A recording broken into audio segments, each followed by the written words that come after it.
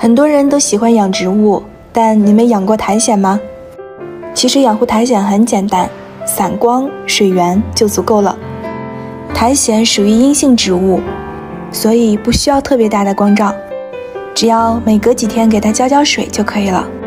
在家里养护苔藓，可以净化空气，还可以缓解视力疲劳。